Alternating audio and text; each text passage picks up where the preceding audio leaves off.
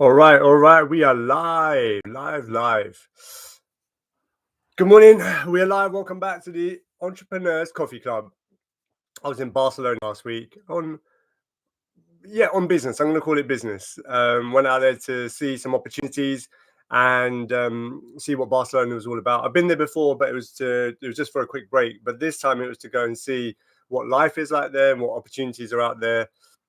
We've got 3 people in the chat. Six people joined already. Amazing. That's the best start I've had so far. So look, if you're here, please say hello in the chat. It's the only way I can see that you're here and who you are. Introduce yourself, say hi. It'd be wonderful to get to know who's here with me today. Let's get into this. Okay, so what will we be talking about today in the Entrepreneurs Coffee Club? I will be sharing. So a lot of the conversations I've been having this week have been around product businesses. So people have got product businesses, and how do we get our products out there? Do we go wholesale? Do we go trade? Do we go online? How do we go about getting our products out into the marketplace? So I've done this with Mr. Sings, and launching a new product is not easy because depending on how you go about launching the product, there's so much that goes into it, and it takes a lot of work. So in particular, there's cash flow challenges that you're going to have to overcome, producing a product up front, making it come to life, and then once you've made that product, you have to then go out there and sell it, which is in itself a massive job. So it's not only getting the product ready, but getting it sold and continuously getting it sold. Getting repeat customers is a huge part of what happens. I'm just getting some messages on WhatsApp. Let me just check what's happening here. Okay.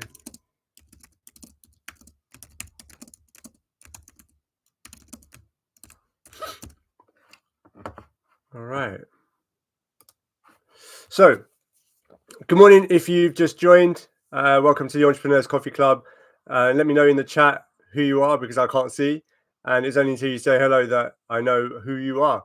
And I always like to start with a question. And once we've got a few more people in, that if I'd never met you, what's something that I'd never guess about you? And that question always throws up some really interesting answers. But I was just talking about product-based businesses because a lot of the conversations I've had this week have been about product-based businesses. So fashion businesses, toys. I've been speaking to people about rugs. I've been speaking to people about new food products that they want to launch and get out into the marketplace. So obviously I've done that with Mr. Sings. Here's my brand, Mr. Sings. We started that business in a garden shed making chili sauce. I've got some here. So this is the original chili sauce that we launched with. And this one product took us on a crazy journey from garden shed to supplying Tesco, Sainsbury's, Ocado, Selfridges. We were in Harvey Nichols. We were exporting out to South Africa, New York. We were in France at one point, in China.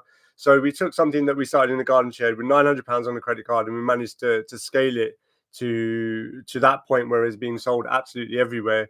And we made a lot of mistakes as well. One of the biggest mistakes we made was handing the entire sales portfolio over to a distributor and trusting that distributor was going to continue pushing the product in the same way that we did.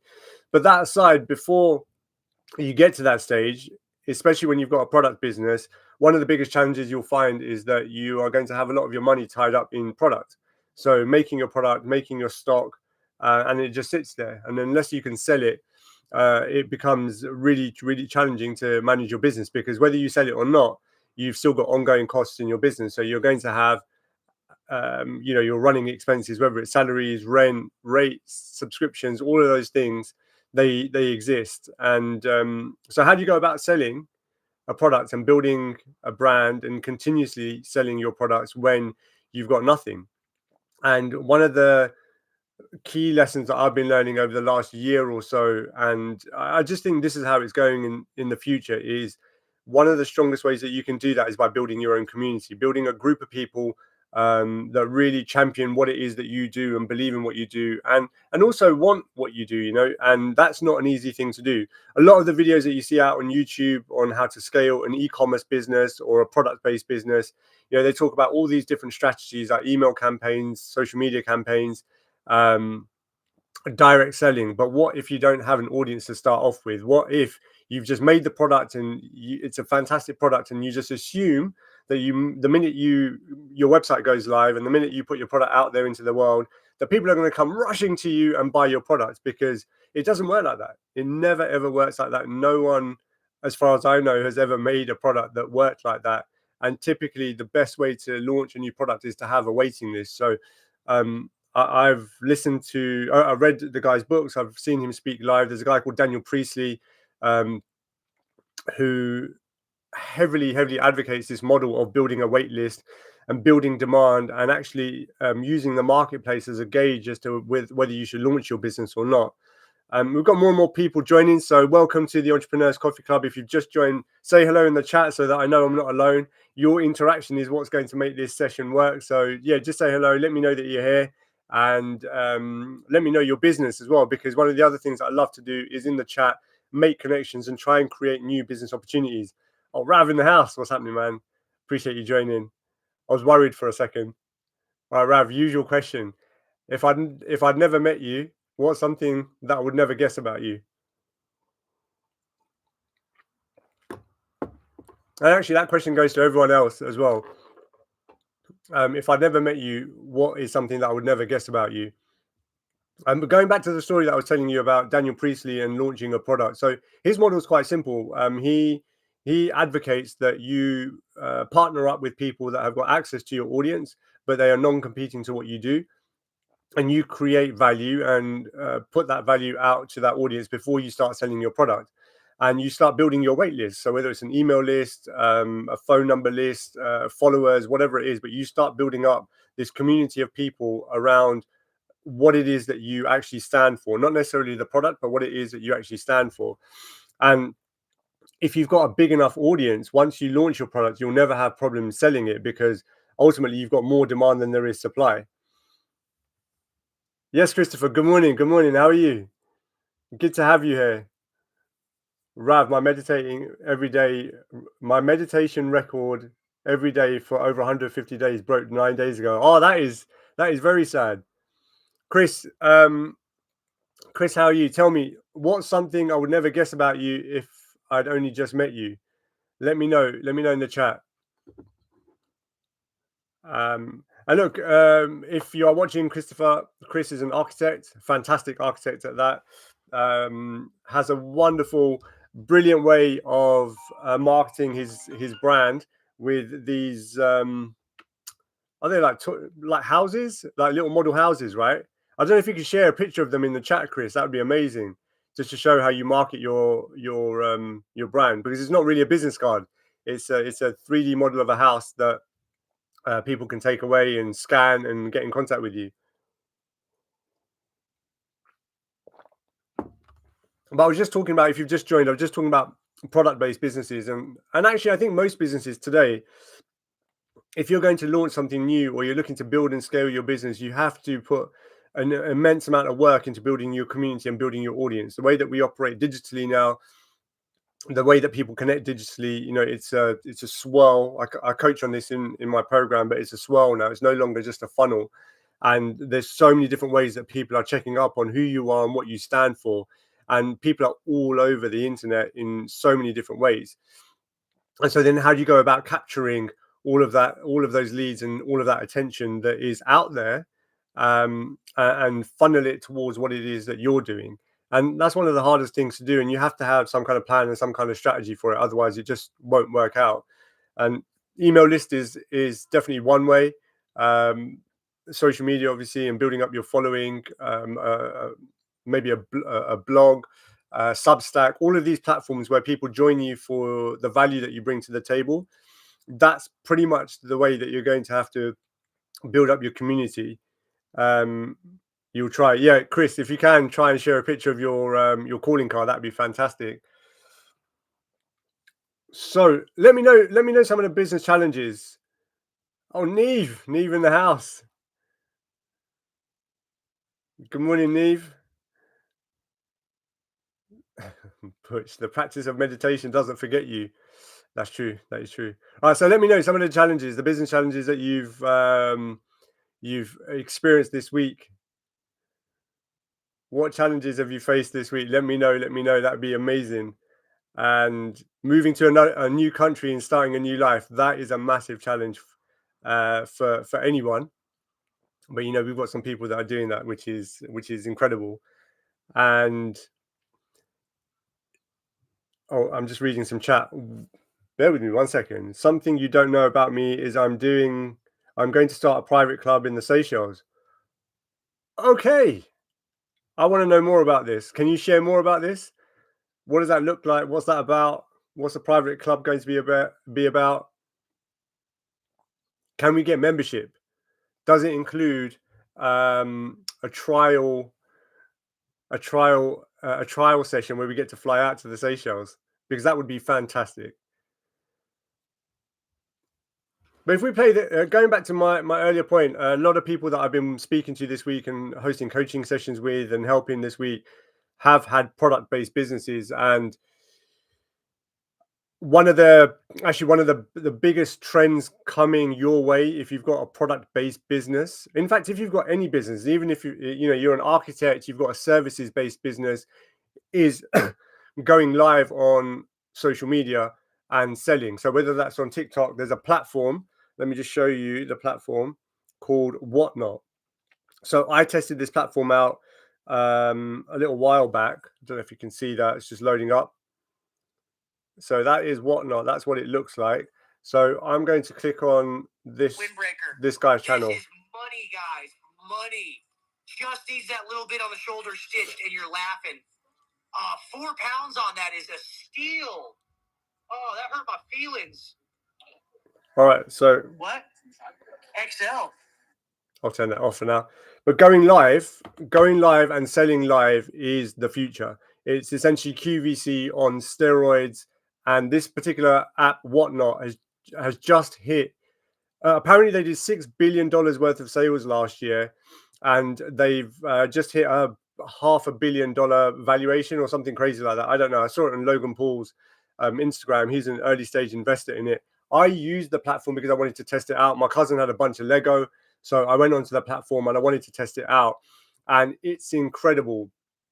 I've got no following on there. I went live. I had 20 or 30 people join this platform, and I was selling individual Lego figures for like £3 or £4.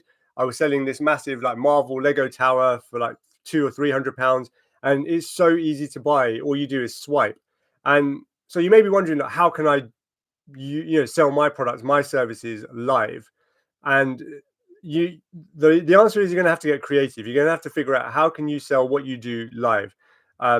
Architecture, not the easiest thing in the world to sell live, and I'll be really interested to know how you would go about selling something live if like architecture when it does happen. But for product-based businesses, definitely it's one of the easiest things that you can do. And from what I understand, it's about getting out there consistently, building your audience, and you are then able to sell your product live, and you're ultimately able to physically sell, communicate, educate your clients, educate your customers on what it is that you've made, what it is that you've got. And you know they are there watching you specifically for the stuff that you've got, so they're interested and they're ready to buy, and therefore selling to them becomes a huge it becomes so much easier because it's a captive audience. They've decided to join your show, and their bank account's linked to the app, and all they have to do is swipe. And as long as you can figure out your pitch, make it exciting, make it interesting, people are going to be buying all day long.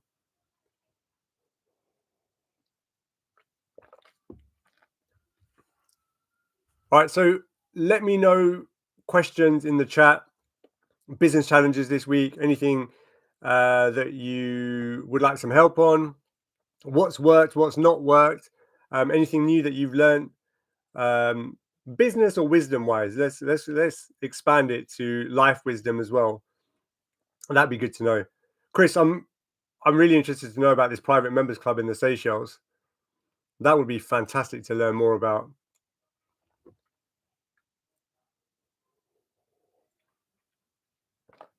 Neve, let me know how's Portugal so far. Are you swimming every day?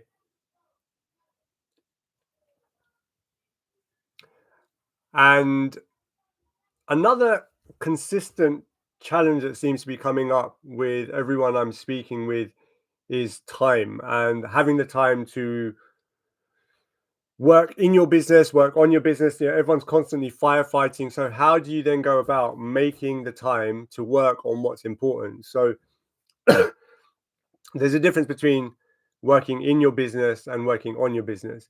Working in your business means that you're picking up the phone, you're doing the phone calls, you're doing the admin, you're sending out the emails, you're doing the actual work in the business, you're baking the cakes, you're doing the drawings, you're doing the actual coaching. That's in the business stuff. Working on the business is at a strategic level. You're designing the systems and the processes, you're designing the email flows and the strategies for your marketing campaigns. You're actually developing a marketing strategy and a marketing campaign to deliver your goals, and whatever your goals are for the business, because ultimately your marketing the purpose of your marketing is to deliver the goals in your business. That's it. There's no other reason for you to have marketing. And in order for that to work, you have to have a very clear goal in your business, and ideally above that have a vision of some kind that is both equally exciting and terrifying. And in order for that whole process to work, it's got to be written and laid out and checked on a regular basis. And then that goes back to prioritization and how you can make time to work on the things that you need to work on, because people are busy. Like, we're all busy in our own lives. If you've got kids, if you've got a heavy social life, if there's lots of different things that you're doing, how do you make time to work on something that's not putting out a fire, essentially?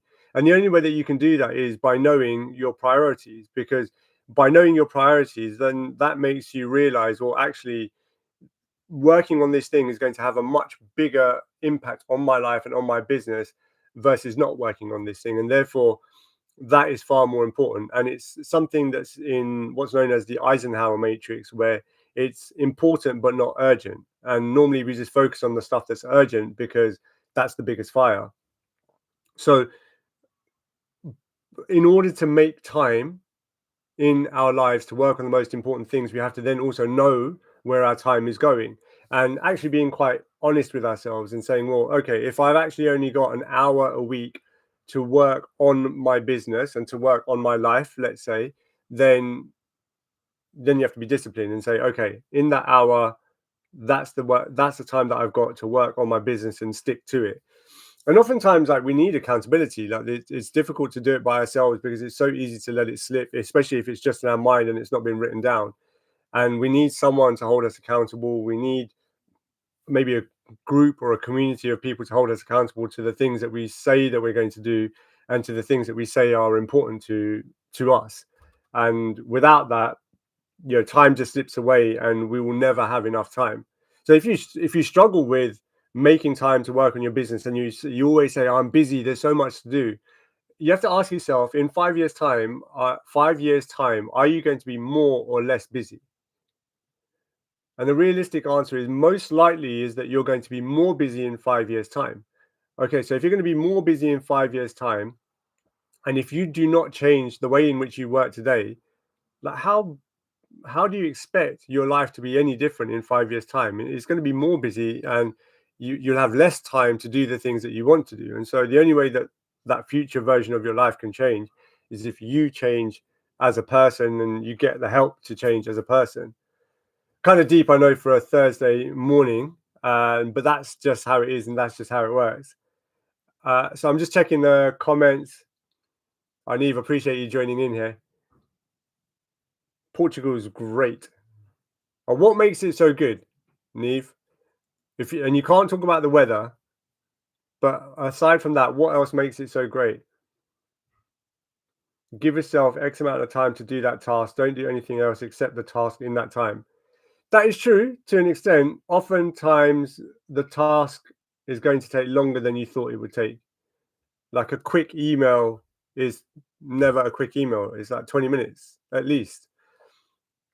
Editing something never happens in the fixed time that you've allocated, unless you can get good at the discipline of sticking to that time frame, and then whether it's done or not, you move on, and you're happy to leave something unfinished.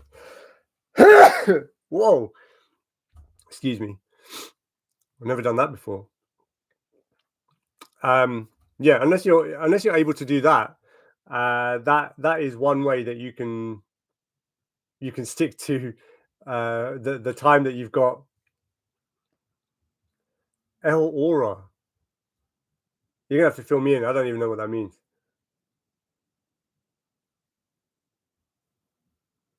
Laura. No, it's El Aura. Thank you, thank you, thank you. That was quite a loud sneeze, I know. I don't even know where it came from.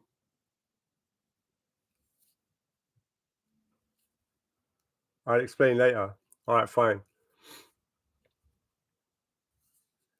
And what was I talking about? Oh yeah, time. That was the other thing that a lot of people seem to find challenging is time, which is fair enough. Like no one's ever taught us how to manage ourselves in time. Well, for me, no one taught me until I started getting some coaching and getting help. I didn't even know self-management was a thing, which sounds really, really weird. If the task takes you longer than your allocated time slot, you've not given yourself enough time. Yeah, true. But no, I think it's impossible to know how long a piece of work is going to take because it takes as long as it takes.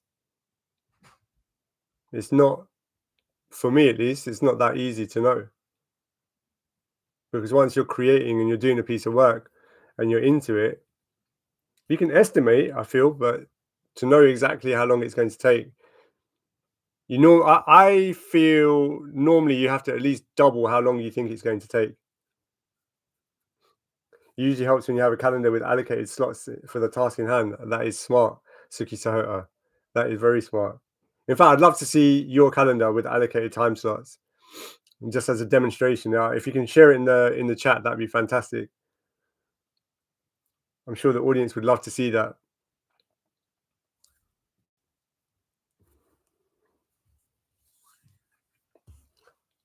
All right, so next, what I wanted to share with everyone is I came across some fantastic sales questions, sales building questions, which I'll share.